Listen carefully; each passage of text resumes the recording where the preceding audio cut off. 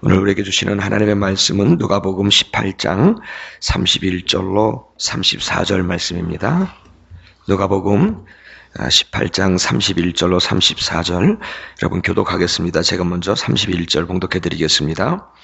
예수께서 12 제자를 데리시고 이르시되 보라 우리가 예루살렘으로 올라가노니 선지자들로 기록된 모든 것이 인자에게 응하리라.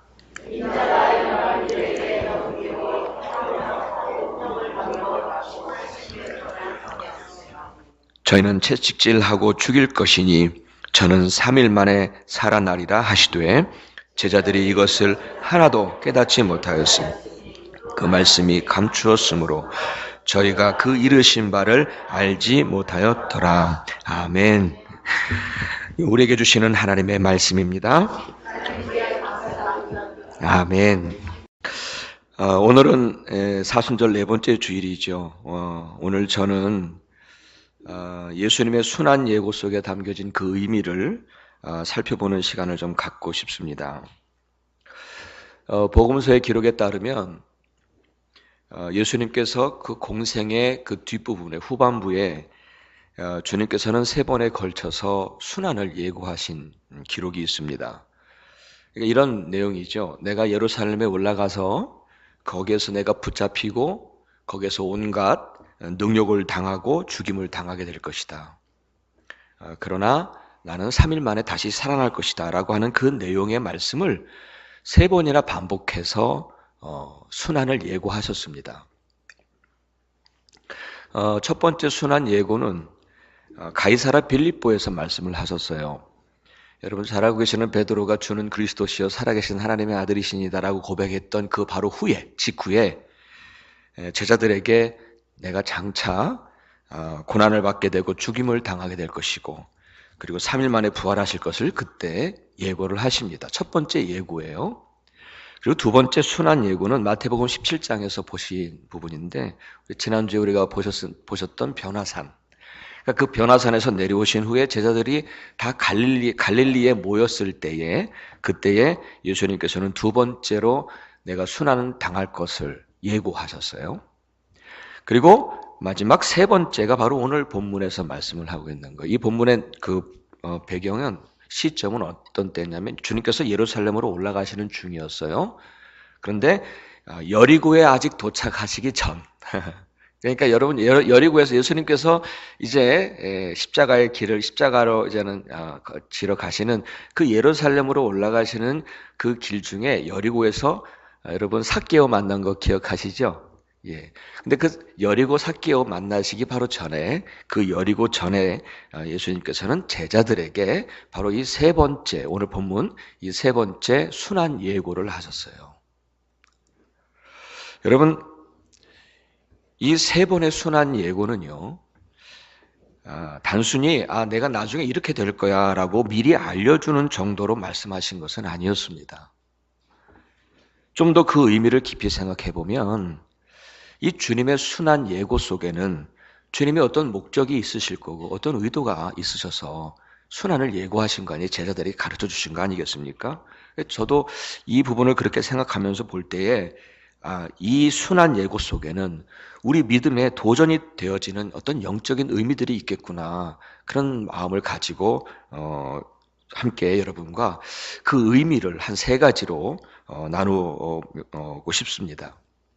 먼저는 예수님의 순환 예고를 이 복음적인 측면에서 생각을 해보면 이 순환 예고 자체가 아주 매우 강력한 복음의 메시지구나 하는 생각이 들었어요. 이 순환 예고 자체가 여러분 그 예고를 했다고 하는 표현은 예수님의 사건이 우발적으로 일어난 사건이 아니라는 거예요. 우연히 일어난 사건이 아니라는 거예요. 철저히 계획된 사건이었음을 말씀해 주고 있는 거거든요. 그러니까 예고해 놓으신 거예요. 이렇게 할 것이다라고 계획 가운데 있었던 사건임을 말씀하신 거예요. 그래요. 예수님께서 십자가에서 돌아가시고 그리고 부활하신 그 사건은 어떻게 우발적으로 우연히 일어난 사건이 아니라니까요. 처음부터 하나님의 완전한 구원 계획 가운데 진행된 하나님의 사건임을 말씀하시는 거예요. 믿으십니까? 그럼에도 믿지 않는 이들은 또 혹은 믿음이 부족한 분들은 이 예수님 십자가 사건을 그저 예수님은 정치범으로 몰려서 십자가라고 하는 그 로마식의 그 극형에 의해서 죽은 것이다라고 해석하는 사람들도 많이 있어요. 또 그렇게 잘 믿질 못하는 분들도 있어요. 하지만 3번이나 반복하신 예수님의 순한 예고는 결코 그렇게 우연히 어쩌다가 우발적으로 죽은 게 아님을 보여주시는 강력한 메시지라는 거예요. 그리고 여러분, 주님께서는 그 공생의 기간 동안에 잠깐 당신이 이 땅에 오신 목적을 또 말씀을 해주셨어요. 마가복음 10장 45절 잘 알고 계시죠? 내가 온 것은 섬김을 받으려 함이 아니라 도리어 섬기려 하고 그리고 자기 목숨을 많은 사람의 대속물로 주려 함이라. 이미 주님은 구체적으로 순한 예고를 하지 않으셨어도 이렇게 당신이 이 땅에 오신 목적에 대해서 또 말씀을 하시는 거예요. 요한복음에 따르면 또 이렇게 말씀을 하십니다. 내 목숨을 내게서 빼앗아 가는 자가 있는 게 아니라 내가 스스로 버리노라. 나는 버릴 권세도 있고 다시 얻을 권세도 있으니 라고 말씀을 하셨어요. 예, 우리 주님께서 십자가에서 죽으신 그 사건은 어쩌다가 유대교 지도자들에 의해서 미움을 사서 처형당한 게 아니라 하나님의 구원 계획 속에서 이루어진 하나님의 사건이었고 그 순한 예고를 통해서 바로 이것이 우연이 아니었고 하나님의 구원 계획 속에 있었던 철저히 하나님의 구원 계획 속에 있었던 하나님의 사건이다라고 우리에게 가르쳐 주신 강력한 메시지임을 믿습니다. 아멘. 그래요, 여러분. 예수님을 십자가에 죽게 하심으로 우리 인생들의 죄를 대신 담당시키시고 우리를 구원시키시려는 하나님의 구원 계획을 이루신 사건이었습니다. 십자가뿐 아니었습니다. 부활도 마찬가지예요. 이제 몇 주 후면 우리는 부활절을 맞이하게 되죠. 예수님의 순한 예고 속에는 항상 3일 만에 부활할 것이라고 하는 말씀도 예고하셨어요. 여러분, 어떤 사람이 죽었는데 사람이 다 죽잖아요. 죽었는데 어쩌다가 깨어나는 경우가 종종 있어요. 그렇죠? 그것을 부활이라고 말하지 않습니다. 그런 사람들은 종종 있습니다만 그들은 죽기 전에 부활할 거라고 예고한 적이 없어요. 여러분, 예고하고 깨어난 사람이 있습니까? 없어요. 없어요. 간혹 사이비 교주들이 자기 스스로를 메시아로 착각하고는 자기가 죽으면 다시 부활할 거라고 예고를 한 사람들도 있어요. 그런데 그들은 다시 일어나지 못하고 다 썩어버렸어요. 이전에 영생교라고 혹시 들어보셨죠? 영생교. 그 교주 이름이 조희성 씨라는 사람인데 그 사람은 결국 살인죄로 감옥에서 죽었어요. 감옥에서. 그런데 그 영생교 사람들은 그가 다시 살아날 거라고 믿고 있었어요. 왜냐하면 그가 살아있을 동안에 이렇게 썼어요. 전지전능하신 하나님 조희성. 참 그거를 따라가는 사람도 참 어이없고 또 그 사람이 다시 살아날 거라고 믿고 그렇게 있었던 사람도 참 그런데 정작 부활을 예고했던 그 사이비 교주들은 다시 일어나지 못하고 썩어버렸어요. 근데 여러분, 예수님을 생각해 보세요. 예수님은 예고하신 거예요. 그리고 부활하셨어요. 여러분, 예수님은요 몇 차례에 걸쳐서 고난 당하실 것과 그리고 부활하실 것을 예고하셨는데요. 정작 제자들은 오늘 말씀에서도 기록하고 있잖아요. 그 말씀을 귀에 담아 듣지를 않았어요. 귀에 담아 듣지를 않았어요. 그래서 예수님의 부활 소식을 들었을 때에도 오히려 그들은 믿지 못하고 무덤으로 달려가잖아요. 그러다가 후에 부활하신 예수님을 만나고 나서야 비로소 이전에 이미 예고하셨던 내가 3일 만에 부활할 거라고 하는 이전에 예고하셨던 그 말씀을 기억하시고 하고는 그제서야 그들은 이분이 진짜 메시아구나. 그리고는 자신들의 목숨을 내놓고 예수가 부활하셨다.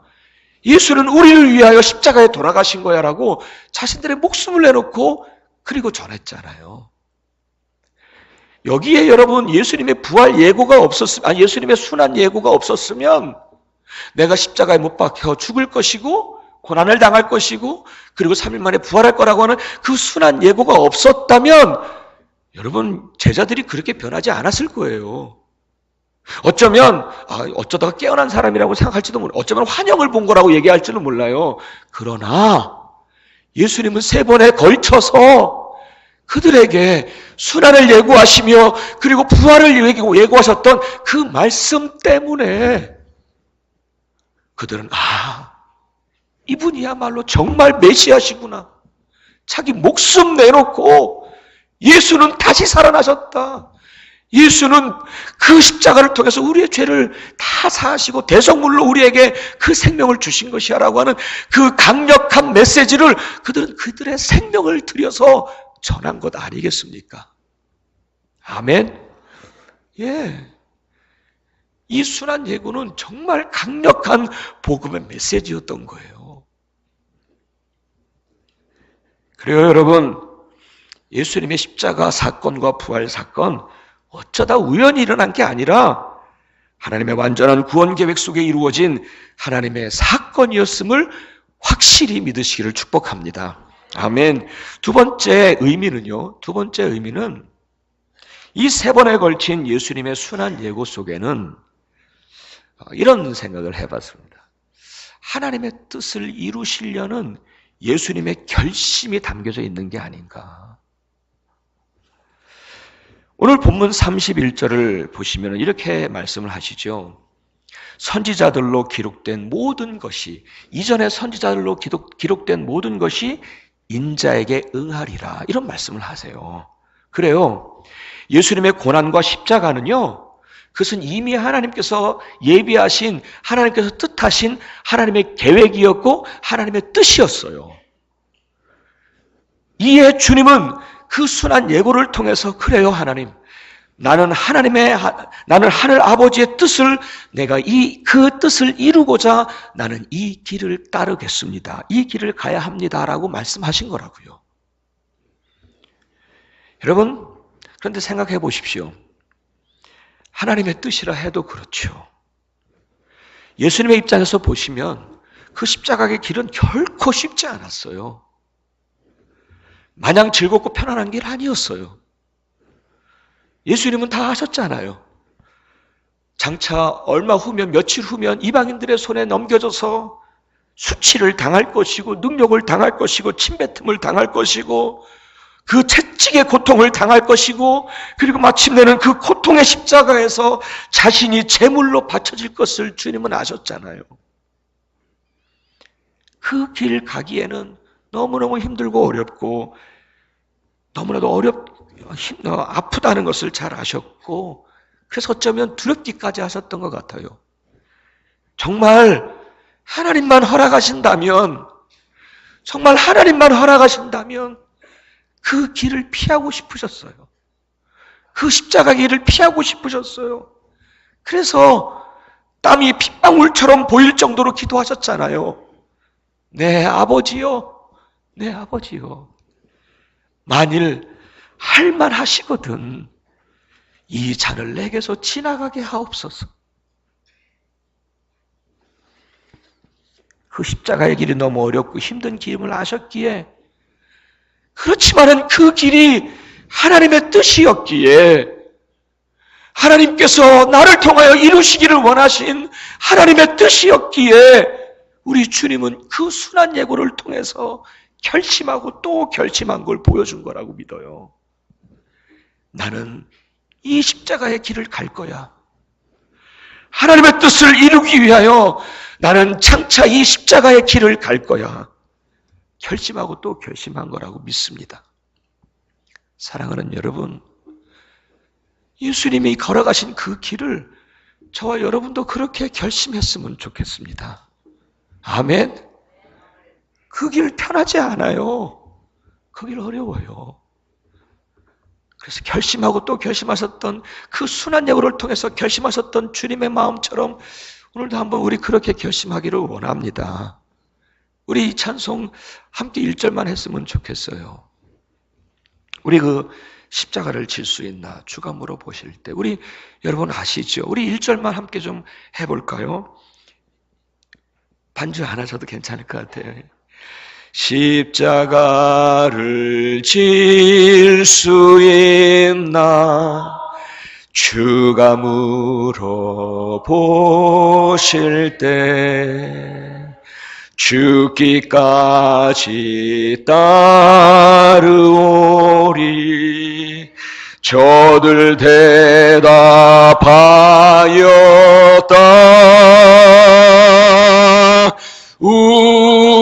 우리의 심령 주의 것이니 당신의 영상 만드소서. 주인도 따라 살아갈 동안 사랑과 충성 늘 바치오리다.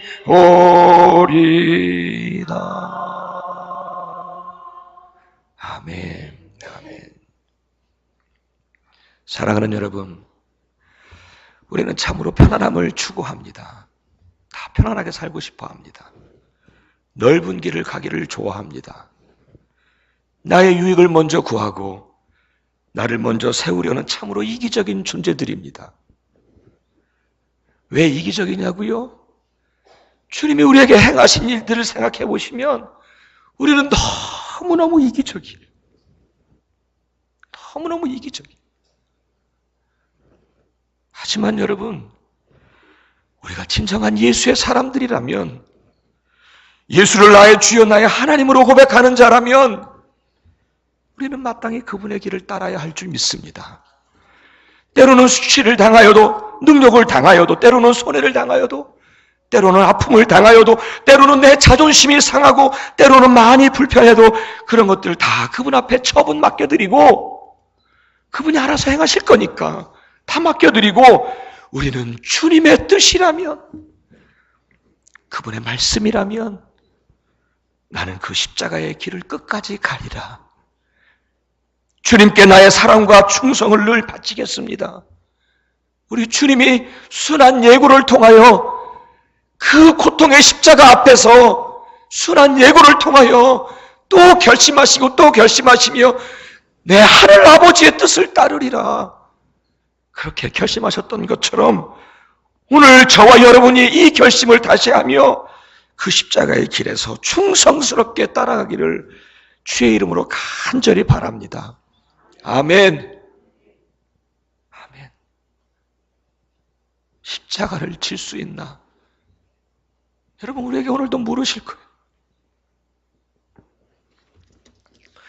이제 마지막 세 번째로 예수님께서 순한 예고를 통하여 제자들에게 가르치고 싶었던 것이 있었다 생각이 들었어요. 그거는 뭐냐면, 너희야, 나는 이제 곧 너희를 떠날 거야 라고 하는 것을 가르쳐 주셨다고 생각해요. 여러분, 이거 참 중요하고 매우 좀 중요한 메시지라고 생각해요. 여러분, 제자들은요, 예수님이 자신을 떠날 거라고는 상상하지 못했어요. 예수님이 떠나다니요, 그것도 어떻게 십자가라고 하는 극형으로 죽으시다니요, 말도 안 됩니다. 예루살렘으로 올라가셔서 지금까지 우리에게 보여주신 그 능력으로 우리가 그토록 바라던 왕이 되어주셔야지요. 그래서요, 베드로는요, 예수님께서 첫 번째 순한 예고를 하셨을 때 예수님을 붙들고 항변합니다. 주여, 그런 말씀하지 마옵소서. 이 일이 절대로 일어나지 않을 것입니다. 예, 제자들의 마음속엔 이젠 우리도 예루살렘에 올라가면 앞으로 좋은 일만 있을 거야 기대했었습니다. 예루살렘에 올라가시면 이제부터는 이전처럼 큰 능력을 보여주시고 죽은 자를 살려주시고 3,000명, 5,000명을 먹이신 그 능력을 이스라엘 사람들에게 보여주고 병든 자들마다 고쳐주시고 마침내 로마 왕까지 이기셔서 그때는 우리에게도 정말 좋은 자리를 주실 거야. 마태복음 20장에 보면 그 예루살렘으로 올라가는 십자가의 길에 가는 중에 야고보와 요한의 어머니 살로메가 예수님을 찾아옵니다. 그리고는 곧 주의 나라가 세워질 텐데 그들의 기대예요. 곧 주님이 왕이 되실 텐데 그때에 저희 두 아들을 하나는 오른쪽에 하나는 왼편에 좋은 자리 좀 주세요. 이것이 그들의만 이야기가 아니라 제자들 모두의 기대였고 이것이 그들이 3년 동안이나 그렇게 열심히 주를 따랐던 이유였어요. 하지만 그런 기대를 따르고 그런 기대를 가지고 따르는 제자들에게 주님은 말씀하신 거예요. 아니야. 내가 너희에게 보여줬던 그 능력과 그 기적들, 그것을 위해서 나를 따랐던 너희를 나는 곧 떠날 거야. 나는 곧 떠날 거야. 그것도 고난과 십자가를 지고 죽임을 당하는 모습으로 너희를 떠날 거야. 사랑하는 여러분, 오늘 주님은 우리에게도 동일하게 말씀하실 것입니다. 너희가 홍해를 가르는 기적의 이야기를 들을 때면, 너희가 여리고성이 무너지는 기적의 이야기를 들을 때면, 병이 낫고 죽었던 나사로를 다시 살리신 엄청난 기적의 이야기를 들을 때면 너희는 그런 세상의 복을 기대하며 나를 열심히 따라오지 않았는가? 그것을 위해서 나를 따랐던 너희를 나는 곧 떠날 거야. 그리고 한마디 더 하십니다. 내가 실상을 말하는데 내가 떠나가는 것이 너희에게 진짜 유익이라. 믿으십니까? 믿으십니까? 그래요, 여러분. 세상의 복을 기대하며 예수를 따르지 마십시오. 십자가 뒤에, 부활만 얘기하지 마시고, 부활의 영광만 보지 마시고, 그 앞에 십자가가 있음을 기억하십시오. 그래서 우리는 부활은 하나님이 하시는 일이에요. 성경은 누차 얘기합니다. 부활, 예수를 일으키셨어요. 누가? 하나님이 하셨잖아요. 우리는 십자가의 길을 가면 그 후는 하나님이 하실 일들이에요. 그죠? 우리는 오늘 십자가의 길을 따르는 거예요. 복음서에 보면 한껏 세상적인 메시아를 기대했던 세례 요한의 제자들과 무리들이 있었는데 그들에게 이렇게 말씀을 하십니다. 누구든지 나를 인하여 실족하지 않은 자가 복이 있도다. 한껏 세상의 복을 기대하며 예수님을 따르며 예수님을 믿는 우리에게도 똑같이 말씀하실 거예요. 그런 너희를 나는 떠날 거야. 내가 떠나는 게 너희에게는 더 큰 유익이야. 나를 인하여 실족하지 않는 자가 복이 있어. 여러분, 정말 그런 세상적인 복을 기대하고 믿으면요, 실족하고 넘어져요. 실족하고 넘어져요. 저와 저의 가족도 모든 것 다 내려놓고 순종하면 더 크고 멋진 길로 인도해 주시지 않을까 은근히 기대했어요. 은근히 기대했어요. 아무것도 가진 것 없이, 아무것도 정해진 것 없이 미국에 들어올 땐 하나님이 내게 멋지고 큰 것으로 인도해 주실 거라고 은근히 기대했어요. 아니에요. 오히려 저는 세상적으로 보면 더 힘들었어요. 하지만 여러분, 분명하게 말씀드릴 수 있는 것은 그 길이 제게 더 큰 유익이었습니다. 보다 더 진정한 목회자가 되고 싶었습니다. 목사가 된 이후부터 제가 입에 입버릇처럼 하는 얘기가 제 부사역자들에게도 한국에 있었을 때 입버릇처럼 얘기하는 얘기가 제발 물들지 마라. 제발 물들지 마. 목사는 목사로 살아가야지.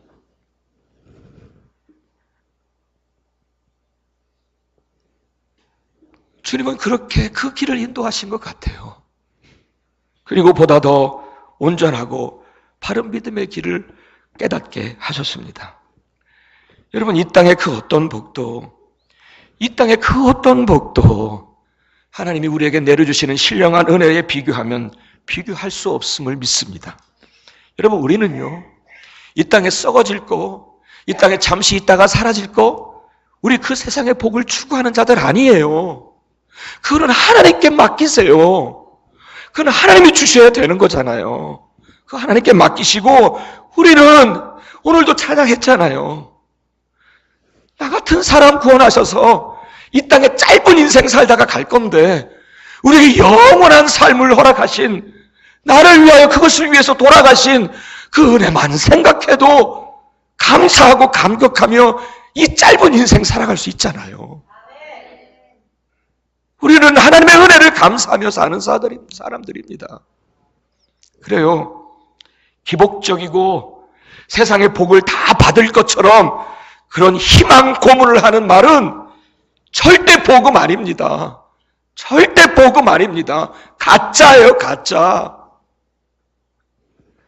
사랑하는 여러분, 정말로 온전하고 바른 믿음을 가지고 예수의 길에서 서 계십시오. 사랑하는 여러분, 예수님이 가신 그 길은 분명합니다. 너무도 분명합니다. 십자가의 길이었습니다. 잊지 마십시오. 십자가의 길이었습니다. 그리고 예수님 우리에게 말씀하시잖아요. 나를 믿는가? 나를 믿는가? 정말 그렇다면 자기를 부인하고 제 십자가를 지고 나를 따라야 해. 주님의 말씀입니다. 그래요. 주님을 따른다는 거, 예수 믿는다는 거, 세상에 복을 얻는 길도 아니고 넓은 길도 아닙니다. 예수를 믿는다는 것은 이렇게 십자가의 길이며 자신을 죽이는 길입니다. 그래서 좁은 길이에요. 그럼에도 그 길이 하나님의 뜻이라면, 이 길이 주님이 나를 통하여 이루기를 원하시는 주님의 길이라면, 비록 그 길이 힘들고 불편해도 예수님처럼 나는 그 길을 따르겠습니다. 아멘. 결심하고 또 결심해서 마지막 의의 면류관을 받는 그날까지 우리 주님께 사랑과 충성을 드리는 우리 모두가 되기를 간절히 바랍니다. 또한 세상의 복을 기대하며 따르는 반쪽 믿음 아니라 그것이 보이지 않아도, 그것을 얻지 못해도 실족하거나 힘들어하지 마시고 변함없이 주를 사랑하는 온전한 믿음과 진정한 성도의 길을 걸어가시기를 예수 그리스도의 이름으로 간절히 축원합니다. 아멘.